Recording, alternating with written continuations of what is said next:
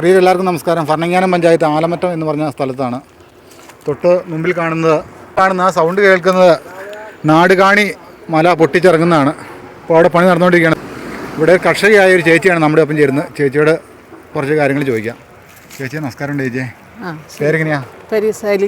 ഇവിടെ വീട്ടുപേരെങ്ങനെയാ? അഞ്ചാനിക്കൽ. എന്താ ചേച്ചി ഇവിടുത്തെ പ്രശ്നങ്ങൾ? എനിക്ക് പശുവിനെ വളർത്തണം. ഈ പാറമടയുടെ സൗണ്ട് കാരണം പശുവിന് ഭയങ്കര പേടി. വെടിയൊക്കെ വെക്കുമ്പോഴത്തേനും ഓടുക. ഒരു പശുവിൻ്റെ ചന പോയി. 3 പ്രാവശ്യം കുത്തിയതും പോയിട്ട് അതിനെ വിറ്റു. ഇപ്പോൾ ഉള്ള പശു 1 ലക്ഷം രൂപ കൊടുത്ത് പറഞ്ഞ് മേടിച്ചിരിക്കുന്നതാണ്. അല്ലാതെ 2 എണ്ണം കൂടെ ഉണ്ട്. ഇത് നിങ്ങൾക്ക് പേടിയാണ് പശുവിന് ഇതിൻ്റെ ഒച്ച ഭയങ്കര പേടിയാണ്. എന്നാന്ന് ചോദിച്ചാൽ ഞങ്ങൾക്കും കിടക്കത്തില്ല. ഇത് ഞങ്ങളുടേത് മലയ്ക്ക് മലയായത് കാരണം ഭയങ്കര സൗണ്ടാണ്. സ്വൈര്യം തരുന്നില്ല ഈ പാറമടയുടെ ഒച്ച കാരണം. 5:30 ആകുമ്പോൾ അങ്ങ് തുടങ്ങിയാൽ പിന്നെ വൈകിട്ട് 6:30 ആകണം നിൽക്കണേൽ. അതുവരെ ഒരു കാര്യവും നടക്കില്ല.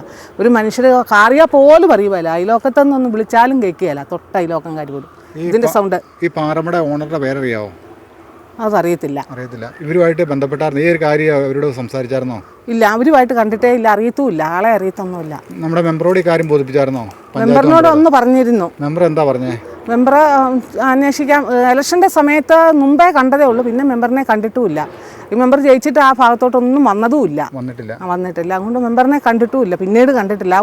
ഇലക്ഷൻ്റെ സമയത്ത് ക്ലിപ്പ് തരാനും അങ്ങനെയൊക്കെയുള്ള കാര്യങ്ങൾക്ക് വന്നതേ ഉള്ളൂ. പിന്നെ മെമ്പറിനെ കണ്ടിട്ടില്ല. നേരത്തെ മുതൽ പശു കൃഷി? എനിക്ക് 15 കൊല്ലമായിട്ട് പശുവാണ്. എനിക്ക് ജീവിതമാർഗ്ഗമാണ്. എനിക്ക് ഹാർട്ടിന് അസുഖമുണ്ട്. എന്നാലും എനിക്ക് പണിക്കൊന്നും അധികം നേരം കുനിഞ്ഞു നിന്നുള്ള പണിയൊന്നും ചെയ്യത്തില്ല. അതിനും തൊഴിലുറപ്പിനൊക്കെ പോയിക്കൊണ്ടിരുന്നു. വീട്ടുപണിക്കും ഒക്കെ പോകുന്നായിരുന്നു. അപ്പോൾ ഈ കുനിഞ്ഞു നിന്ന് അധികം നേരം അങ്ങ് ചെയ്യത്തില്ല. അതുകൊണ്ട് കെട്ടിയാനാ പുല്ലി എത്തി തരുന്നത്. കൊച്ചും കൂടി എല്ലാവരും കൂടെ സഹായിച്ചാണ് ചെയ്യുന്നത്. പക്ഷേ എനിക്ക് കടവും കാര്യങ്ങളുണ്ട്. എനിക്ക് മരുന്നും അങ്ങനെയൊക്കെ ഉള്ള കാരണം എനിക്ക് ഇങ്ങനെ ചെയ്യാനേ പറ്റത്തുള്ളൂ. ഇതൊക്കെ ചെയ്യാനേ പറ്റത്തുള്ളൂ. അതുകൊണ്ടാണ് ഈ പശു വളർത്തൊരു കേന്ദ്രമായിട്ട് വെച്ചത്. അല്ല പിന്നെ നേരത്തെ തന്നെ കൊടുത്തു പോയേനെ. പശുവിനെ കൊടുത്ത് വേറെ പണിക്ക് പോയേനെ. ഇതിന് സ്വൈര്യം ഇല്ലാത്ത കാരണം. എന്നാലും ഇപ്പം പറ്റുകയില്ല. അങ്ങനെ കുനിഞ്ഞു നിന്ന് പണിയാൻ ഹാർട്ടിന് പ്രോബ്ലം ആയത് കാരണം മരുന്ന് കഴിച്ചുകൊണ്ടിരിക്കുക. ഹാർമെല്ലാം മരുന്നായിരുന്നു മേടിച്ചുകൊണ്ടിരിക്കുക. ഇപ്പോൾ ഗവൺമെൻറ് ആശുപത്രിയിലോട്ടാക്കി. ഒരുപാട് പൈസയാവും. ഈ പശുവിൻ്റെ കാര്യങ്ങളും എല്ലാം നോക്കി വരുക. ഒരു പശുവിനെ കുത്തി വെച്ച് കഴിയുമ്പോൾ ചനയൊക്കെ അങ്ങ് പോയി കഴിഞ്ഞാൽ പിന്നെ ഒരുപാട് പൈസ ഞങ്ങളുടെ കയ്യിൽ നിന്ന് പോകും. അതിൻ്റെ ബാക്കി ചികിത്സയ്ക്കായിട്ട്. ഈ സമയത്ത് വെടി പൊട്ടിക്കുന്നുണ്ടോ? പറമ്പടയിൽ നിന്ന് ഒരു പ്രാവശ്യം പൊട്ടിയാൽ മതി. അന്നേരം തന്നെ അത് മാടെല്ലാം എടുത്ത് അടി ഓടിക്കോളും. അതുകൊണ്ട് വളരെ ശ്രദ്ധിക്കും. ഞങ്ങൾ പശുവിനെ ഇത് കൊണ്ടുപോകും. വെടിക്ക് മുമ്പേ എങ്ങനെയും കൊണ്ട് എവിടെയെങ്കിലും കെട്ടും. കല്ല് വല്ലതും വന്ന് ചാടുന്നുണ്ടോ അവിടെ? ഇങ്ങോട്ടൊന്നും കല്ല് വരുന്നൊന്നുമില്ല കേട്ടോ. അങ്ങനത്തെ കേസൊന്നും വന്ന് കണ്ടിട്ടില്ല കേട്ടോ. ഈ പറമ്പട തുടങ്ങിയാൽ പിന്നെ പശുവിനെ വളർത്ത് ഭയങ്കര പാട്. എത്ര കാലമായി ശല്യം തുടങ്ങിയിട്ട്? ഇപ്പോൾ ഇതിപ്പോൾ ഒരു 3-4 മാസമൊക്കെ ആയുള്ളൂ കേട്ടോ. ഇവിടുത്തെ പിന്നെ അപ്പുറത്തേതായിരുന്നപ്പോൾ ഇതിനെപ്പോലെ തന്നെ അത് വീടിന് നേരെ ഫ്രണ്ട്. ഇത് അവിടുന്ന് നോക്കിയപ്പോൾ ഇല കിളുത്ത കാരണം കാണത്തില്ല. അല്ലെ ഇത് വണ്ടി കയറ്റുന്ന ഇറക്കുന്നെല്ലാം കാണാം. ഇപ്പോഴും കോർസാ കയറി ഇറങ്ങി പോകുന്നത്. വണ്ടിയോടൊന്നും നമുക്കൊരു ശല്യമില്ല. ഞങ്ങളുടെ മലയിലോട്ട് കയറി ആയത് കാരണം ഇതിൻ്റെ സൗണ്ട് പശുവിന് ദോഷമാണ്. അത്രയേ ഉള്ളൂ. വേറെ കുഴപ്പമൊന്നുമില്ല.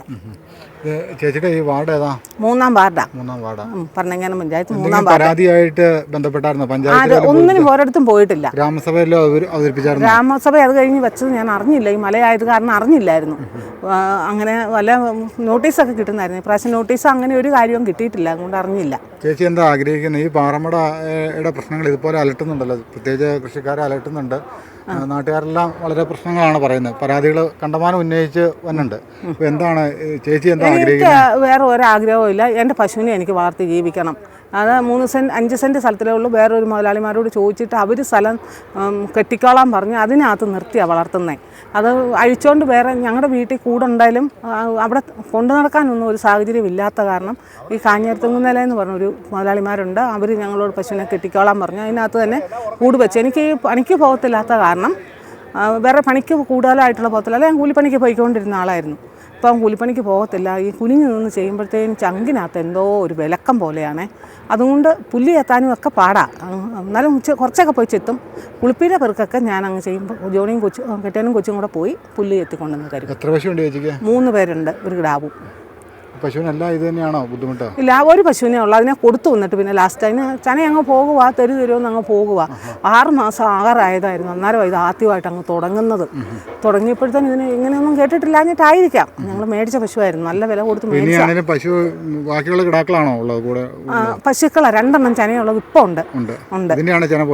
അല്ല, അതിനെ കൊടുത്തു. അതിന് വെടിയുടെ ഒച്ച കേട്ട് പിന്നെ ചന പിടിക്കുമ്പോഴത്തേനും പിടിക്കുന്ന ഒരു മാസം 22 ദിവസം ആകുമ്പോൾ അറിയാം നമുക്ക് ചനയുണ്ടോ ഇല്ല. എന്ന്. അത് കഴിഞ്ഞ് ഒരു 20 ദിവസം കഴിയുമ്പോൾ ഒരു 1.5 മാസത്തോട് കൂടി അതങ്ങ് പോകുന്നത് നമുക്കറിയാം. കട്ടയായിട്ട് അങ്ങ് പോകും. അങ്ങനെയാണ്. ഇതിന് ഈ നാട്ടിലെ കൃഷിക്കാരുടെ അവസ്ഥ ചോദിക്കുകയാണ്. പശു വളർത്തിയാണ് ജീവിക്കുന്നത്, ഉപജീവന മാർഗമാണ്. ഈ ചേച്ചിക്ക് ഈ രോഗാവസ്ഥയിലായ കാരണം എവിടെയാണ് പരാതി ബോധിപ്പിക്കേണ്ടത്, എന്താണ് ചെയ്യേണ്ടതെന്നൊന്നും അറിയത്തില്ല. പക്ഷേ ഇതിനൊരു ശാശ്വത പരിഹാരം 110 ഏക്കർ പാറമടയാണ് പൊട്ടിച്ചുകൊണ്ടിരിക്കുന്നത്, അതിൻ്റെ സൗണ്ടാണ് കേൾക്കുന്നത്. അപ്പോൾ ഇതിന് ഒരു പരിഹാരം എന്താണേലും ഉടനടി ഉണ്ടാകുമെന്ന് പ്രതീക്ഷിക്കുന്നു. ചേച്ചി താങ്ക് യു. അത് നമ്മളിവിടുന്ന് കാണാം കേട്ടോ. ആ കഞ്ഞൊക്കെ എല്ലാം വലുതാണ്.